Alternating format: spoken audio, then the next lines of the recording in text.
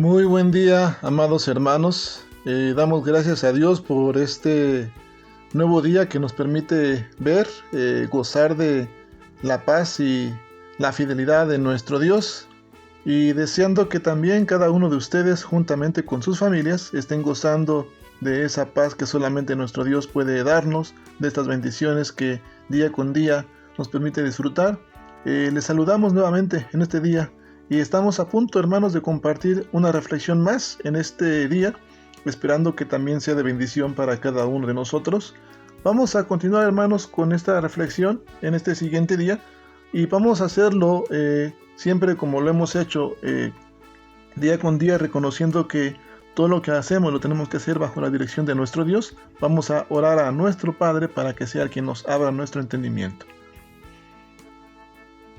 Soberano Dios y amado eterno Padre Celestial, agradecemos tu bondad, agradecemos tu misericordia que son nuevas cada mañana, la oportunidad que nos das para acercarnos en este nuevo día a tu palabra a través de estas reflexiones. Gracias te damos por las bendiciones que nos das y por la oportunidad también que nos das para poder, Señor, no solamente escucharla, sino ser hacedores de tu palabra. Lo que hoy aprendamos, Señor, como historia, como principio bíblico, retomarlo, Señor, y reformar nuestra vida espiritual. Es por eso que rogamos que sea tu Santo Espíritu quien nos instruya, quien nos dirija, quien me ilumine, Señor, y que juntos como iglesia podamos aprender y ser hacedores de tu palabra y aplicarlo en nuestro diario vivir. Padre, es en el nombre de Jesús que te pedimos todo esto y rogamos que sea, Señor, tu Santo Espíritu alentándonos día con día para cumplir con una vida que te agrade a ti y darte la gloria de esa manera. En Cristo Jesús, nuestro Señor y Salvador, te lo pedimos. Amén. Pues, hermanos, continuamos ahora con ese tema de la Reforma Protestante, con este reformador Martín Lutero, y veremos ahora parte de su teología. Sin embargo, es importante también considerar algunos puntos que veíamos el día de ayer a manera de repaso. Por ejemplo, el día de ayer estábamos viendo acerca de las tesis que él había escrito, las primeras 97 tesis. También veíamos lo que Lutero estaba atacando también en sus tesis, que eran la venta de indulgencias, y donde este Papa León X ya había autorizado promover estas indulgencias, esta venta de indulgencias, porque estaban envueltos ahí los intereses económicos y políticos. Y es importante, hermanos, considerar que hubo un hombre que se llamó Alberto de Brandeburgo, que aunque ya tenía 2 sedes episcopales, también él en su corazón deseaba el arzobispado más importante de Alemania. De manera que él se pone en contacto con el Papa León X y le hace saber León X que él estaba dispuesto a concederle lo que él pedía, pero a cambio de una suma, o que él diera una suma considerable. Y después de seguramente una plática que hayan tenido, el Papa autoriza a Alberto a proclamar y a promover una gran venta de indulgencias en sus territorios, pero a cambio de que la mitad de ese producto fuera enviado precisamente a ese erario papal. Miren, hermanos, parte de lo que sucedía era que León, este papa, soñaba con terminar la Basílica de San Pedro, aquella que había sido comenzada por su predecesor, y que su construcción estaba viéndose muy lenta precisamente por faltas de fondos económicos.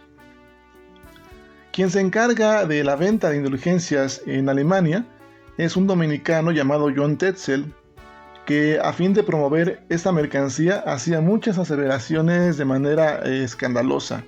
Por ejemplo, fíjese bien lo que él pretendía en esta venta de indulgencias. Decía y convencían o incitaban al feligrés de que al comprar esta indulgencia, ese como pecador iba a quedar más limpio que al salir del bautismo, o iba a quedar más limpio incluso que Adán antes de la caída. Otra situación que ellos estaban promoviendo era que la cruz del vendedor de indulgencias tenía tanto poder como la cruz de Cristo. O la más sonada y recordada frase, que en el caso de quien comprara una indulgencia para un familiar difunto o fallecido, tan pronto como la moneda sonara en el cofre, el alma salía de aquel lugar a que ellos llamaban purgatorio o llaman purgatorio, que ellos tienen en su creencia y del cual usted y yo sabemos que no existe tal lugar. Pero tales afirmaciones estaban causando mucha repugnancia entre los que estaban mejor informados, pues sabían que la doctrina de esta iglesia no era tal como la presentaba Tetzel y sus seguidores. La predicación de Tetzel estaba siendo vista como un ejemplo más del triste estado al que estaba llegando la iglesia de Roma. Se resentía ese espíritu nacionalista alemán que veía en esa venta de indulgencias un modo mediante el cual Roma estaba incitando y aprovechando la credulidad para poder después despilfarrar en lujos y festines esos escasos recursos que estaban obteniendo. Y aunque muchos abrigaban esos sentimientos, nadie se atrevía a protestar y la venta continuaba. Es así que entonces Martín Lutero se anima y decide clavar sus famosas 95 tesis en la puerta de la iglesia del castillo de Wittenberg. Ahora, hermanos, estas tesis no tenían el propósito de crear una revuelta o una conmoción religiosa como había sido el caso con las anteriores, sino más bien que en este tiempo estas tesis eran mucho más devastadoras, ¿verdad? Que las anteriores, porque estaban poniendo el dedo en esa llaga ya abierta del resentimiento alemán contra los explotadores extranjeros. Y además de que se estuviera atacando concretamente la venta de indulgencias, estaban poniendo en riesgo y en peligro aquellos proyectos de los poderosos religiosos. Ahora, hermanos, aunque este ataque era relativamente moderado, algunas de estas tesis estaban yendo más allá de solamente cuestionar la eficacia de estas indulgencias. Y aquí, según Lutero, en algunas tesis, por ejemplo, hermanos, en la número 82, él escribía que si en verdad el Papa tenía tanto poder para sacar las almas de ese llamado purgatorio, había también de utilizar ese poder, no por razones como esa necesidad de fondos para construir una iglesia, sino sencillamente por amor y debía de hacerlo de manera gratuita. Eso en la tesis 82 fue lo que escribe Lutero. En la tesis número 51, también Lutero escribe que el Papa debería de dar de su propio dinero a los pobres, pues de quienes los vendedores de indulgencias lo exprimían, incluso aunque él tuviera que vender la Basílica de San Pedro. Eso fue lo que escribía en la tesis número 51. De manera que Lutero da a conocer sus tesis en una fecha especial que ellos tenían una celebración llamada de Todos los Santos, y este impacto que decíamos el día de ayer fue tal que frecuentemente se señala precisamente esta fecha, el 31 de octubre de 1517, como el comienzo de la Reforma Protestante. Es por eso que como Iglesia Presbiteriana y Reformada celebramos en el mes de octubre, el mes de la Reforma Protestante, precisamente el 31 de octubre. Más adelante el Papa entonces toma otro camino, después de reunirse en una asamblea con potentados alemanes bajo la presidencia de un emperador llamado Maximiliano y muchos poderosos religiosos en aquella época también. De manera que después Lutero es enviado a una dieta llamada y conocida como la dieta de Worms. Y cuando llega Lutero a Worms, hermanos, que fue llevado ante este emperador, ante el emperador en aquella época, y varios de los principales personajes del imperio, entonces se le presentan a este emperador los libros que Martín Lutero ya había escrito, y ante los cuales, después de examinarlos, este emperador le pregunta a Lutero si él los había escrito. La respuesta de Martín Lutero fue que sí, los había escrito todos, incluso algunos que no estaban allí. Y entonces la respuesta de este emperador le pregunta que si continuaba sosteniendo todo lo que había dicho en ellos o escrito en ellos, y si estaba también dispuesto a retractarse de algo. De manera que esto para Lutero era un momento muy difícil, hermanos, porque no tanto porque temiera el poder imperial, sino porque temía sobremanera más bien a Dios, porque atreverse a oponerse a toda la iglesia, al emperador quien había sido ordenado por Dios, era realmente algo para Lutero difícil y algo que le causaba temor. De manera que lo que este reformador hace es pedir un día más para poder considerar su respuesta. Se le otorga ese día. En este día siguiente, vuelve a comparecer ante estos emperadores, la concurrencia ya es mayor, hubo un gran momento de silencio donde se le vuelve a preguntar a Martín Lutero si se retractaba, y lo que él responde es diciendo que mucho de lo que él había escrito no era más que la doctrina cristiana que tanto él como sus enemigos sostenían, y que por tanto nadie debía pedirle que se retractara de ello. Otra parte que contaban estas tesis, estos escritos también, estos libros, es que trataba acerca de la injusticia y la tiranía a que estaban sometidos los alemanes, y tampoco de esto se iba a retractar Martín Lutero. Y otra parte también era que consistía en ataques contra ciertos individuos y en puntos de doctrina que sus contrincantes rechazaban, y que quizás sí, ciertamente, había sido escrita o dicha de manera muy áspera, pero tampoco de ella se iba a retractar. Y él explica de esta manera que a menos que se le convenciera por medio de las escrituras de que él estaba equivocado, pues podía retractarse. Finalmente se le vuelve a preguntar que si se retracta o no, y Lutero responde de esta manera y dice: yo no puedo ni quiero retractarme de cosa alguna, pues ir contra la conciencia no es justo ni seguro. Y él termina diciendo: Dios me ayude. Porque recordemos también que en este tiempo de la persecución, de la reforma, él quema la bula papal, Lutero, y ya había roto definitivamente con Roma, y ahora en Worms rompía con el imperio. Por esa misma razón, pues él lo único que responde es: Dios me ayude. Sabía que solamente Dios podía ayudarle. Cuando hablamos entonces, hermanos, de la teología de Martín Lutero, parte de su teología la vamos a ir desarrollando en ese tiempo. Por ejemplo, hermanos, al llegar el momento de esta dita de Worms, la teología de este reformador había alcanzado su madurez. A partir entonces de este momento, lo que Lutero ya iba a hacer era solamente elaborar las consecuencias de esa teología, porque le parecía ese momento ya adecuado y oportuno.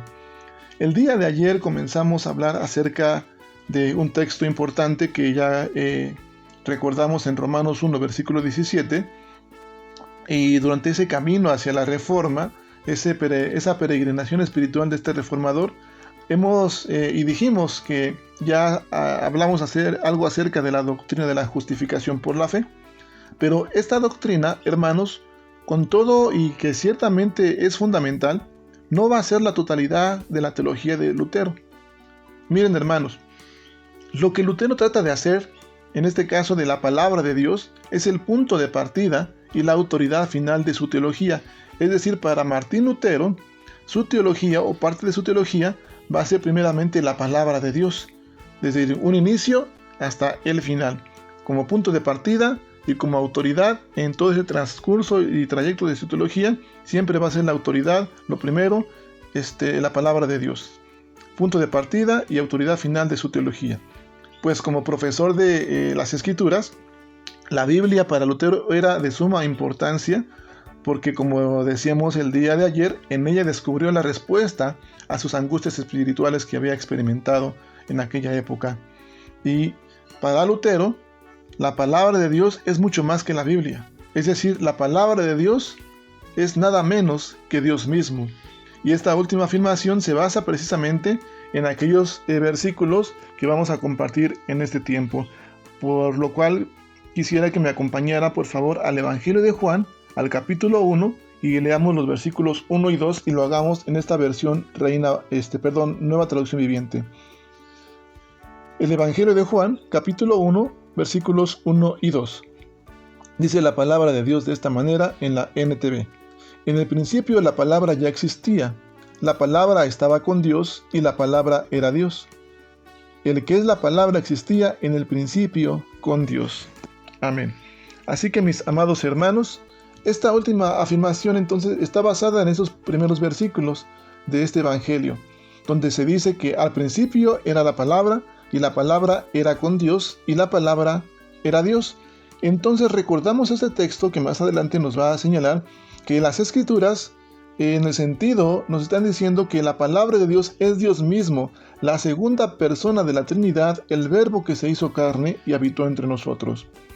Ahora, cuando Dios habla, hermanos, lo que sucede no es sencillamente que solamente se nos esté comunicando alguna información, sino también y sobre todo principalmente que Dios actúa, hermanos.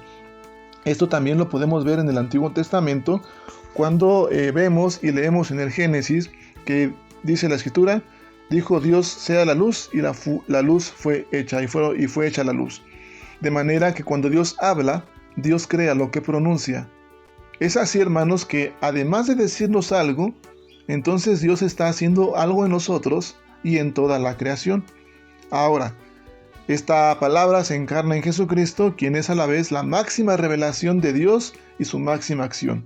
Es decir, en Jesús Dios se nos da a conocer, pero también en Él vence a todos los poderes del maligno que nos tenían sujetos o a los que estábamos sujetos. Por tanto, la revelación de Dios es también la victoria de Dios. La Biblia es, hermanos, entonces palabra de Dios, pero no porque sea solamente infalible o porque sea un manual de verdades que teólogos puedan utilizar en sus debates teológicos, sino más bien porque la Biblia es palabra de Dios, porque en ella, fíjese bien y apunte bien esto, Jesucristo se llega a nosotros. Es Jesucristo la palabra encarnada, mis amados hermanos, y es revelación de Dios. Miren, hermanos, cuando leemos la Escritura y nosotros no encontramos en ella a Jesucristo, quiere decir que no hemos interpretado bien la palabra de Dios y correctamente, o no hemos leído la palabra de Dios. Por ejemplo, Martín Lutero no solamente interpretaba los salmos de manera cristológica o veía a Jesucristo en los salmos, sino en toda la palabra de Dios veía a Jesucristo. De manera que, por eso Lutero, al mismo tiempo que insistía en la autoridad de las Escrituras, podía hacer comentarios acerca de ciertas partes de esta Escritura. Esta idea, hermanos, de la palabra de Dios como Jesucristo, era la base de la respuesta de Lutero a uno de los principales argumentos de los católicos. Recordemos, hermanos, que la Iglesia de Roma, incluso al día de hoy, ellos sostienen que puesto que fue la Iglesia quien había determinado qué libros debían formar parte del canon bíblico, la Iglesia tenía autoridad sobre las Escrituras. Es decir, hermanos, la Iglesia de Roma, los católicos, tienen a la Iglesia por encima de las Escrituras, o cuando hay alguna costumbre, alguna tradición, algo que pueda convenirles, donde estén envueltos quizás los intereses económicos y políticos, ponen a la par las dos. Pero la respuesta de Lutero es la siguiente, donde él dice que ni la Iglesia había creado la Biblia, ni la Biblia había creado a la Iglesia, sino más bien, fíjese bien en esta respuesta que voy a comentar de lo que Lutero dice, sino que el Evangelio las había creado a ambas. La autoridad final no va a radicar entonces en la Biblia ni en la Iglesia, sino en el Evangelio, dice Lutero, en el mensaje de Jesucristo, quien es la palabra de Dios encarnada. Como estamos viendo en este eje de evangelismo, y hemos dicho el primer domingo de este mes, que el Evangelio es poder de Dios, ¿verdad? Para aquel que cree, y que se revela pues por fe y para fe. Entonces, hermanos, como decíamos el día de ayer, no hay ningún otro mensaje en la vida, mis amados hermanos, que pueda hacer lo que el Evangelio hace, transformar, construir la vida de una persona. Entonces, puesto que la Biblia, la palabra de Dios, está dando un testimonio más fidedigno de ese Evangelio que la Iglesia corrompida del Papa y que esas tradiciones medievales. Por eso entonces la Biblia tiene autoridad por encima de esa Iglesia y esas tradiciones, aun cuando ciertamente pues sea verdadero que en los primeros siglos fue la Iglesia la que reconoció el Evangelio en ciertos libros. Entonces, hermanos, en parte de la teología de Martín Lutero, lo que podemos ver es que lo que trata de hacer Lutero de la palabra de Dios va a ser el punto de partida y la autoridad final de su teología. Es decir, él retoma esta palabra de Dios desde un inicio hasta el final y lo toma como autoridad. Por eso, hoy como iglesia, hermanos, como hijos de Dios, decíamos, tenemos que cumplir esta misión de compartir el Evangelio puro. Y decíamos el día de ayer, comenzamos diciendo que nuestra vida de testimonio tiene que ser un factor importante, va a ser un factor importante para compartir el Evangelio puro. Es un desafío, pero también va a ser un desafío, hermanos, y el que aprendemos en este día a través de esta reflexión es que cuando nos acerquemos a estudiar la palabra de Dios, podamos ver a Jesucristo en toda la Escritura y podamos interpretarlo de manera correcta. Pero también siendo nuestra vida de testimonio un factor importante para compartir el Evangelio puro, también que con la ayuda de Dios y pidiendo la dirección de su Santo Espíritu, podamos también reflejar el carácter de Jesucristo, es decir, que los demás vean en nosotros a Jesucristo, en nuestra conducta, en nuestro comportamiento y en nuestra relación con Dios, para que podamos compartir de esta manera y reformar nuestra vida espiritual. Así que, mis amados hermanos, estos son los desafíos en este día. El día de mañana, si así Dios lo permite, estaremos viendo otra parte de la teología de Martín Lutero, que es acerca del conocimiento de Dios. Y tengamos a bien, hermanos, el día de hoy, a partir de que nos acerquemos a la Biblia, que tengamos esta relación con Dios, ver a Jesucristo y reflejar el carácter de Jesucristo como hijos y como iglesia. Así que, mis amados hermanos, si el día de mañana, así Dios lo permite, podamos compartir una reflexión más, esperando que sea de bendición esta reflexión. Deseo que la paz y que la gracia de Jesucristo nuestro Salvador esté con usted y con su familia y nos anime a ser hacedores de esta palabra. Así que me despido enviándoles un fuerte abrazo y esperando que el día de mañana nos podamos ver y escuchar en otra reflexión más. Dios le bendiga, un fuerte abrazo a todos mis amados hermanos.